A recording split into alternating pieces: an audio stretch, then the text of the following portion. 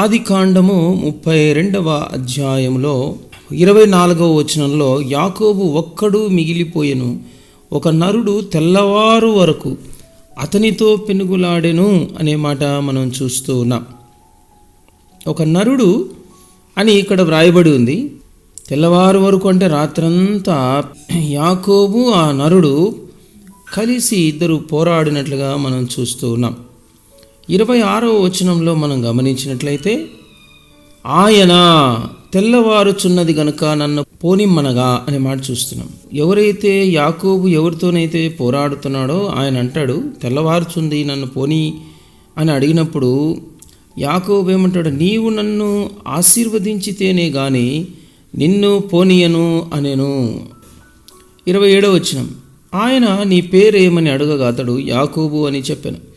అప్పుడు ఆయన, నీవు దేవునితోనూ మనుష్యులతోనూ పోరాడి గెలిచితివి గనుక ఇక మీదట నీ పేరు ఇజ్రాయేలే గాని యాకోబు అన్నబడదని చెప్పెను. ప్రియ దేవుని బిడ్డలారా, ఇక్కడ దేవునితో పోరాడి గెలిచితివి, మనుష్యులతో పోరాడి గెలిచితివి అనే మాట మనం చూస్తూ ఉన్నాం.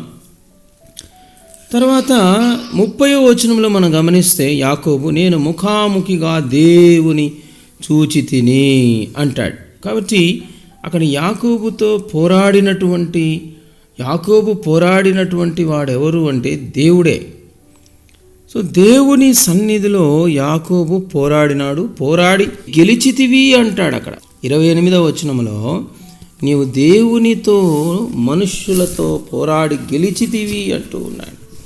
దేవుని బిడ్డలారా, ఇక్కడ దేవునితో పోరాడుట అంటే ప్రార్థనలో పోరాడుట అని అర్థం.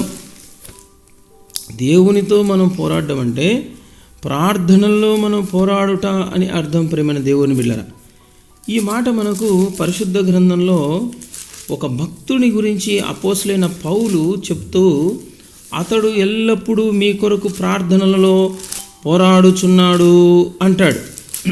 దేవుని బిడ్డలారా, ఆ భక్తుడు ఎపఫ్రా అనుకుంటా.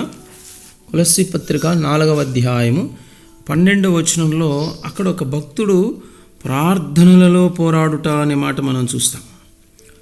మీలో ఒకడును క్రీస్తు యేసు దాసుడునైన ఎపఫ్రా మీకు వందనములు చెప్పుచున్నాడు. మీరు సంపూర్ణులను, ప్రతి విషయంలో దేవుని చిత్తమును గూర్చి సంపూర్ణాత్మ నిశ్చయిత గలవారునై నిలకడగా ఉండవలనని ఇతడెల్లప్పుడూ మీ కొరకు తన ప్రార్థనలలో పోరాడుచున్నాడు. చూసారా, పోరాడుట అంటే అక్కడ యాకోబు పోరాడుట అంటే ప్రార్థనలో పోరాడుచు ఉన్నాడు. ప్రార్థనలో ఎవరితో పోరాడుచున్నాడు? దేవునితో పోరాడుచున్నాడు. నువ్వు ప్రార్థనలో గెలిచినావు అంటున్నాడు. గెలిచితివి అని దేవుడు అక్కడ సాక్ష్యం చెప్తున్నాడు, సర్టిఫై చేస్తున్నాడు. ప్రార్థనలో నువ్వు గెలిచితివి అని. ప్రియ దేవుని బిడ్డలారా, మనందరం ప్రార్థన చేస్తాం. మనం ప్రార్థనలో గెలుస్తున్నామా ఓడిపోతున్నామా అనేది పాయింట్. ప్రార్థన చేస్తే అక్కడ గెలుపు మనది కావాలి. దేవుని బిడ్డలారా, ఇక్కడ యాకోబు భక్తుని గురించి దేవుడు అంటున్నాడు, నీవు గెలిచితివి పోరాడి అంటున్నాడు. ప్రార్థన చేస్తే ఎలా ఉండాలంటే అది ఆ ప్రార్థన మనము గెలిచే విధంగా ఉండాలి. మనం చేసిన ప్రార్థన ఫలితాన్ని మనం పొందుకునే విధంగా ప్రార్థిస్తే ఆ ప్రార్థనలో మనం గెలిచినట్లు.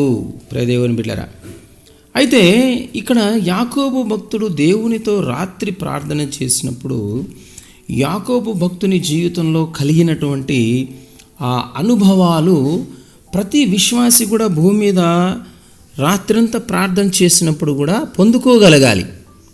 దేవుని బిడ్డలారా, ఇప్పుడు ప్రార్థన చేసినప్పుడు దేవుడు మన దగ్గరికి వస్తాడు.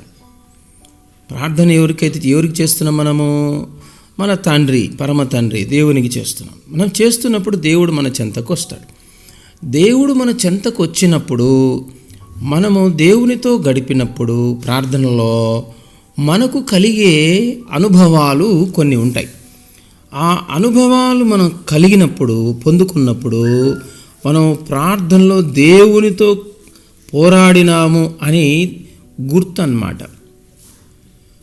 ఆ అనుభవాలు మన జీవితంలో లేవనుకో, మనం రాత్రంతా ప్రార్థన చేసినా మనం దేవునితో కలిసి ప్రార్థన చేయలేదని అర్థం. ఇప్పుడు చూద్దాం, రాత్రంతా ప్రార్థన చేసిన యాకోబు జీవితంలో తను పొందుకున్నటువంటి అనుభవాలు ఏమిటి అంటే ఇప్పుడే మనం చూసాం కదా. ఏమంటున్నాడు అక్కడ? ఆదికాండము 32వ అధ్యాయంలో 28వ వచనం ఏమంటున్నాడంటే, నీ పేరు ఇశ్రాయేలే గాని యాకోబు అనబడదని చెప్పెను. ఇశ్రాయేలే అనే దానికి కింద ఫుట్ నోట్స్లో అనగా దేవునితో పోరాడువాడు అని అర్థం. యాకోబు అనబడదు, ఇశ్రాయేలే అన్నాడు. అంటే యాకోబు అంటే అతను మనుష్యులను మోసం చేసి గెలిచేవాడు, మనుష్యులతో పోరాడతాడు. ఎలా? మోసం చేసి పోరాడతాడు. కానీ ఇప్పుడు ఆయన పేరుని దేవుడు మార్చేస్తున్నాడు. ఏమని? ఇశ్రాయేలే అంటున్నాడు. అంటే దేవునితో పోరాడేవాడుగా మారిపోతున్నాడు యాకోబు. దేవుని బిడ్డరా, ఒక భక్తుడు, ఒక విశ్వాసి దేవుని సన్నిధిలో ప్రార్థనలో ఉన్నప్పుడు, దేవుడు తన దగ్గరికి వచ్చినప్పుడు, దేవునితో గడిపినప్పుడు జరిగేటువంటి మొట్టమొదటి అనుభవం ఏంటంటే తన పాత జీవితం అనేది గతించిపోతుంది. యాకోబు విషయంలో పాత జీవితం ఏంటి? మోసం చేయటం, తండ్రిని మోసం చేయడం, అన్నను మోసం చేయడం. అయితే ఇప్పుడు ఇశ్రాయేలే కానీ యాకోబు అనబడదు అంటున్నాడు. అంటే అర్థం ఏంటి? అక్కడ తన లైఫ్ టర్న్ అవుతుంది, తన లైఫ్ యూటర్న్ తీసుకుంటుంది. ఆ విధంగా దేవుడు ప్రార్థించినప్పుడు, దేవుడు మన దగ్గర ఉన్నప్పుడు, ప్రార్థనలో ఆ అనుభవం మనం పొందినప్పుడు, దేవునితో కలిసి మనం ప్రార్థించినప్పుడు కలిగే మొట్టమొదటి అనుభవం ఏంటంటే పాతవి గతించి కొత్తవైతాయి అన్నీ. అంటే మన అంతరంగము క్రొత్తగా మారిపోతుంది. అది చిహ్నం.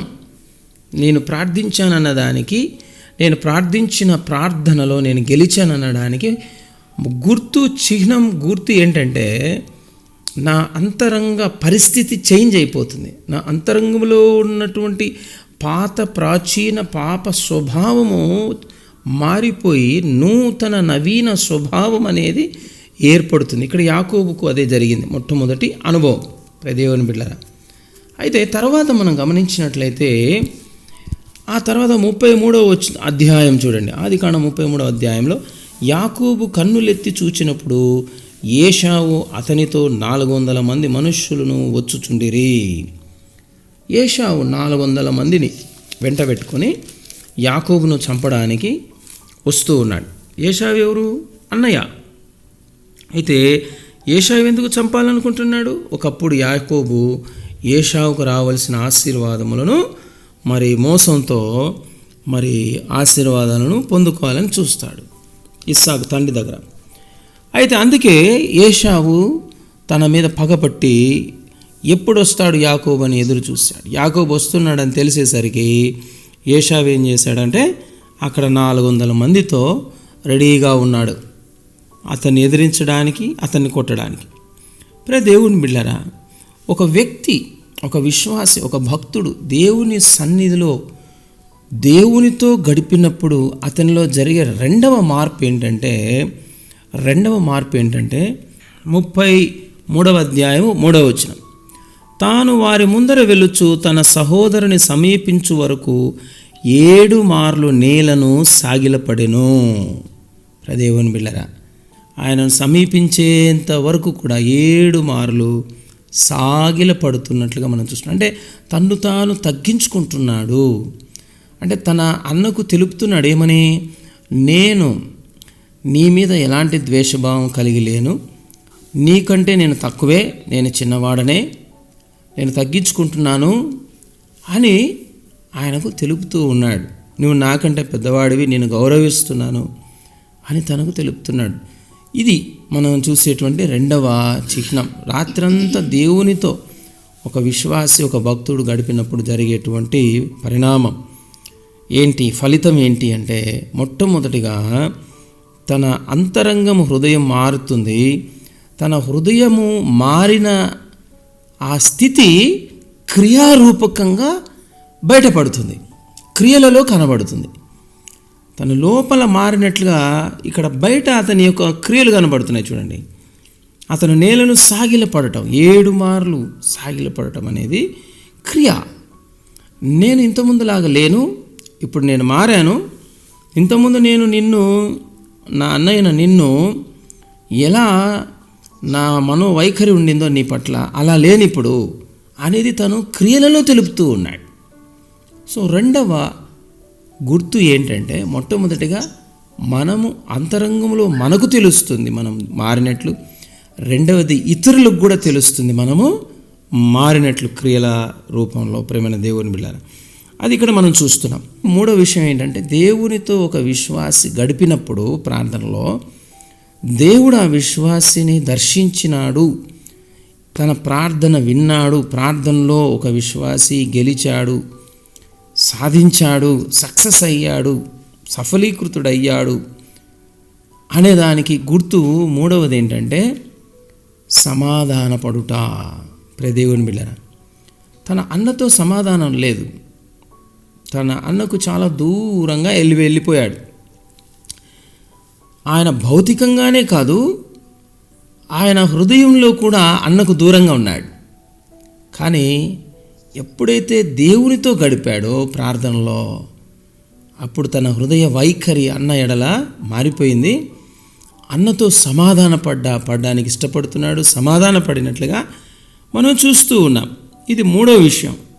అక్కడ చూడండి ఏమవుతుంది, 4వ వచనంలో, అప్పుడు ఏశావు అతనిని ఎదుర్కొన్న పరిగెత్తి అతన్ని కౌగిలించుకొని అతని మెడ మీద పడి ముద్దు పెట్టుకొనెను. వారిద్దరూ కన్నీరు విడిచిరి. చూసారా, అంతవరకు ద్వేషంతో రగిలిపోతున్న అన్న ఏశావులో వచ్చిన ఆ మార్పు చూసి ఏమైపోతున్నాడు, కన్నీరు పెట్టుకుంటున్నాడు, ముద్దు పెట్టుకుంటున్నాడు, హత్తుకుంటున్నాడు.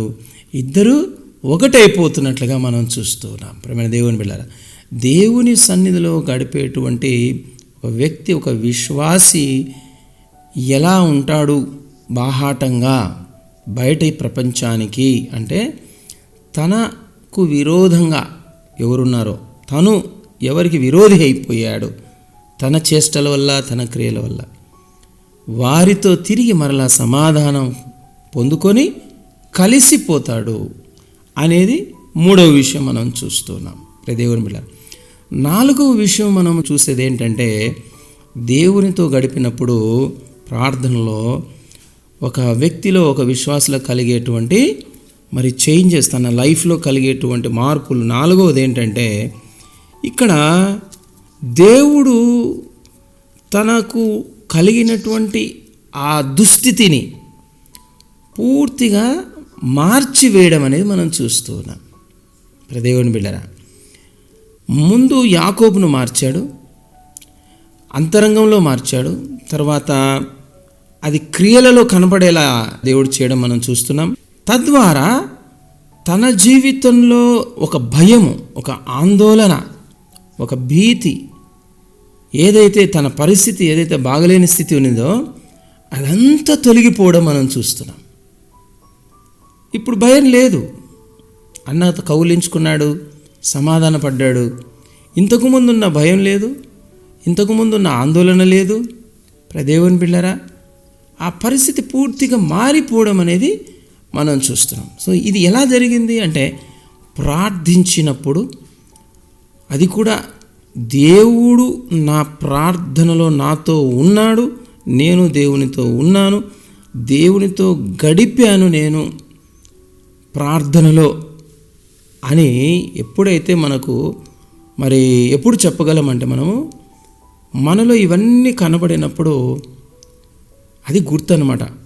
దేవుడు నన్ను కలిశాడు, దేవుని దర్శనమైంది, నా ప్రార్థన దేవుని చెంతకు చేరింది, నా ప్రార్థన దేవుడు విన్నాడు, ప్రార్థనలో నేను గెలిచాను అనడానికి ఇది అన్నమాట. ఒక సమస్యతో దేవుని దగ్గరికి వచ్చాడు. ఆ సమస్యకు కారణం ఎవరు? యాకోబే. దేవుడు ఆ విషయాన్ని యాకోబుకు బయలుపరిచాడు. నీ అన్న నీ మీద విరోధంగా అలా ఏర్పడడానికి కారణం నువ్వే అనే విషయము దేవుని దగ్గరికి వచ్చినప్పుడు, అది దేవుడు తనకు తెలియపరిచినప్పుడు, దేవుడు తనను మార్చడానికి ప్రయత్నించినప్పుడు యాకోబు దానికి సమ్మతించాడు, అంగీకరించాడు అనే విషయం మనకి ఇక్కడ అర్థమవుతుంది. తన పరిస్థితి ప్రతికూలంగా మారడానికి, అసమాధానంగా మారడానికి తానే కారణమని తెలిసినప్పుడు ప్రార్థించేటువంటి వ్యక్తి, ప్రార్థనలో అలవాటు ఉన్నటువంటి వ్యక్తి, ప్రార్థనానుభవం కలిగినటువంటి వ్యక్తి, ప్రార్థనలో దేవునితో కలిసి ప్రార్థించేటువంటి వ్యక్తి, దేవుడిని కలిసి నేను ప్రార్థనలో అనేటువంటి అనుభవం కలిగినటువంటి వ్యక్తిలో మార్పు మనం చూస్తాం. అంతరంగంలో మార్పు, క్రియలలో మార్పు, తద్వారా పూర్తిగా తన వల్ల కలిగినటువంటి ప్రతికూల పరిస్థితులు, చెడిపోయిన పరిస్థితులన్నీ బాగుపడి పరిస్థితులన్నీ కూడా మరి చక్కబడడం, తాను కూడా తన జీవితంలో నెమ్మదిగా సమాధానంగా జీవించడం అనేది మనం చూస్తున్నాం. ఇవి గుర్తులు. దేవుని బిడ్డలారా, మనం ఎంత ప్రార్థన చేసినా మన జీవితంలో ఈ అనుభవాలు లేవనుకోండి, రాత్రంతా ప్రార్థన చేసినా కూడా ఈ అనుభవాలు లేవనుకోండి, అప్పుడు ఒట్టిగా మనం మాత్రమే ప్రార్థన చేసాం, మన దగ్గర దేవుడు లేడు, దేవుడు లేని ప్రార్థన అది ఒట్టి ప్రార్థన అయిపోతుంది. అది వ్యర్థమైన ప్రార్థన, మనకు మాత్రమే చెప్పుకోవడానికి స్వయం తృప్తి చెందేటువంటి ప్రార్థన మాత్రమే అది. అంతేగాని ఆ ప్రార్థన ద్వారా ఏ ప్రయోజనము, ఏ ఉపయోగము ఉండదు. ప్రేమైన దేవుని బిడ్డలారా, యాకోబులాగా నువ్వు ఎప్పుడెప్పుడైతే దేవుని సన్నిధిలో ప్రార్థనలు గడుపుతానో అప్పుడంతా మన అంతరంగ స్థితి మారాలి. మన అంతరంగంలో దేవునికి, మానవులకు, మనుషులకు విరోధంగా ఉన్నటువంటి స్థితి చేంజ్ అయిపోవాలి, వైఖరి మారిపోవాలి, సమాధాన స్థితి రావాలి. అలాగే బయటికి కూడా క్రియలలో మరి మార్పు కనబడాలి. అలాగే చుట్టూ ఉన్నటువంటి ఏ వ్యక్తులతో అసమాధానంగా ఉన్నామో మన క్రియల వల్ల ఆ వ్యక్తులతో మనము సమాధాన స్థితి పొందుకోవాలి, సమాధానపరచబడడం. ఆ తర్వాత మన చుట్టూ అంతవరకు అలుముకొని ఉన్న, ఆవరించి ఉన్న ప్రతికూల పరిస్థితులు, భయం గొలిపే పరిస్థితులు, ఆందోళనకరమైన పరిస్థితులు అన్నీ కూడా పోయి ప్రశాంతం, సమాధానం, నెమ్మది కలిగినటువంటి పరిస్థితులు వచ్చేయాలి. ఇది దేవునితో నేను గడిపాను అన్నదానికి గుర్తులు. ప్రేమైన దేవుని బిడ్డలారా, ఈ గుర్తులు మనం పొందుకుంటూ, అనుభవిస్తూ ప్రార్థనలో మనం ముందుకు సాగిపోదాం. దేవుడి వాక్యాన్ని ఆశీర్వదించునుగాక. ఆమేన్.